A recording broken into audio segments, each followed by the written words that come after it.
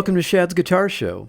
Whether it's the gear or the players who made the gear famous, join me each episode as we discuss all things guitar. Well, hey everybody, and welcome into yet another exciting episode of Shad's Guitar Show. As always, I am super excited to have you joining me as we discuss, as I say, all things guitar. Today we're going to be continuing kind of down the Gretsch road. Now, I've made a few episodes about Gretsch lately, and that's because I've kind of reignited my passion for Gretsch guitars as of late, I guess you could say. And anytime I get into something, I really get into it. And you may find that you're the same way. Once you're passionate about something, it's kind of your focal point when it comes to gear or artists. And the more that I get into Gretsch guitars, the more I start leaning into some of the artists that we talked about a couple episodes back that, sort of made the brand famous and are sort of associated with it. But today I want to go a little further and I want to dive into the story of the Fliter'tron pickup, which is pretty interesting. So without further ado, let us explore the Fliter'tron story. So, like many other innovations in the guitar and gear-related world, the Fliter'tron came into existence as the solution to a problem.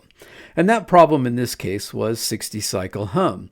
Not unlike Gibson and the P90, Gretsch was battling the noise issue. Before the introduction of the Fliter'tron humbucker in '57, the standard pickup for nearly all Gretsch electric guitars was the Dynasonic single coil. So let's go back a little ways. Les Paul and Chet Atkins were guitar-playing superstars in the 50s. Both players had signature models, with Les endorsing Gibson and Chet Atkins playing Gretsch's, in public at least.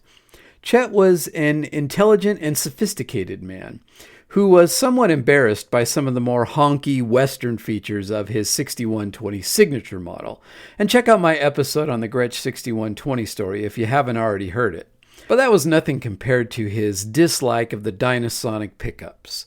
So unlike Gibson, Gretsch didn't manufacture pickups in-house. With the D'Armond Dynasonics, Chet struggled to achieve a comfortable string-to-string balance for his thumb and finger-picking playing style. He also felt that the strong Dynasonic magnets compromised sustain, but most of all, he objected to the single coil hum. Chet recalled, "I kept telling Ray how unhappy I was. I had to twist my body around to get the guitar in a certain position relative to the amp to get rid of the humming.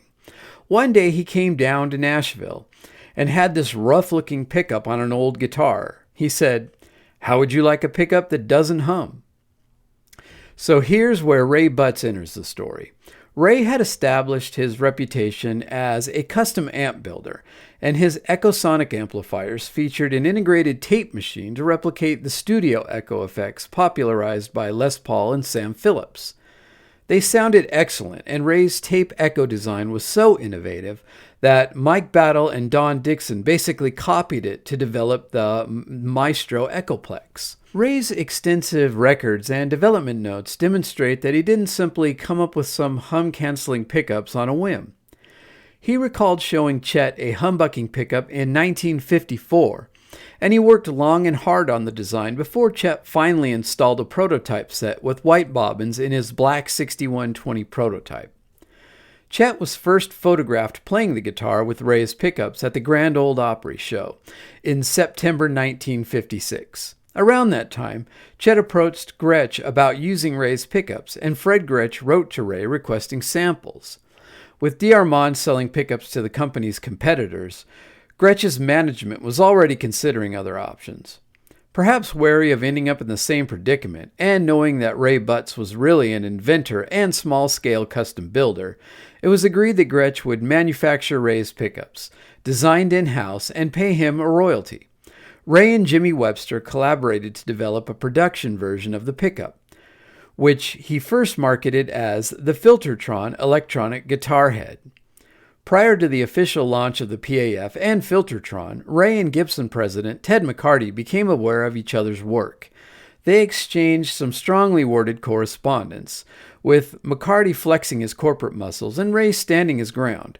Both pickup designs debuted at the 1957 Summer NAMM show, and there was never a legal showdown. Of course, we all know that aside from the hum-canceling properties of both the PAF and Fliter'tron, they are distinctly different in design and radically different in sound. If you go back to my early episodes, you'll find one on the PAF pickup, which you may find interesting. It'll give you a detailed description of how they are constructed, which will give you a deeper understanding of the design differences between these two pickups. So let's dive into the materials and construction of the Fliter'tron. Gretsch used semi-transparent nylon bobbins that were significantly smaller than Gibson's. This enabled the pole screws of each bobbin to be placed much closer together, which narrows the pickup's area of focus, much like Gibson's later mini humbuckers. Coils were machine wound using 42 AWG plain enamel magnet wire and left unpotted. Examples from the 50s and 60s tend to read anywhere between 4 and 5 kiloohms due to the limited amount of wire that can be wound onto the bobbins. But don't be fooled, Fliter'trons are not weak-sounding pickups. The design has Alnico bar magnets that are double the thickness of the ones that Gibson uses. The pole screws are also longer, so the Fliter'trons have stronger magnets and higher inductance, which contributes to their sweet chime and growly twang. The type of Alnico may have varied depending on what Gretsch's suppliers had in stock, but the consensus is that the Alnico 5 is ideal. After Baldwin's takeover, they started using cheaper ceramic magnets, with fully open covers and pole screws concealed by a plastic cover. This type of Fliter'tron is known as a blacktop. When Gretsch reacquired the brand and production resumed in Japan, the recommissioned Fliter'trons had 43 AWG wire, ceramic magnets, and pole screws with the rounded heads rather than the flat-sided Philister head screws of old. They sound quite loud and aggressive compared with the vintage spec Fliter'trons, and Gretsch reverted to the original specs in around 2001. In recent years, many boutique winders have been producing their own Fliter'tron-style creations, but Tom TV Jones remains the biggest name in the Fliter'tron world, and once enjoyed a virtual monopoly for aftermarket units.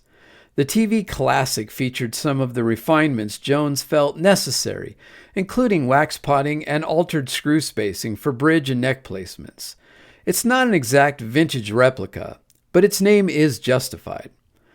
Gretsch began using TV Jones pickups in premium models, and a Setzer signature set followed, and more recent collaborations with Ray Butt's family resulting in the Ray Butt's Full Fidelity set, which is the closest to a vintage spec Fliter'tron available from TV Jones, or anywhere else for that matter. The Fliter'tron is one of the most fascinating pickup designs ever made. It's technically a humbucker, but it doesn't really sound like one. Instead, it lives in its own sonic world. Part single-coil clarity, part humbucker warmth, and a whole lot of Gretsch attitude. And without Ray Butt's invention in the mid-50s, the sound of rock and roll, and the sound of Gretsch guitars, may have been very different.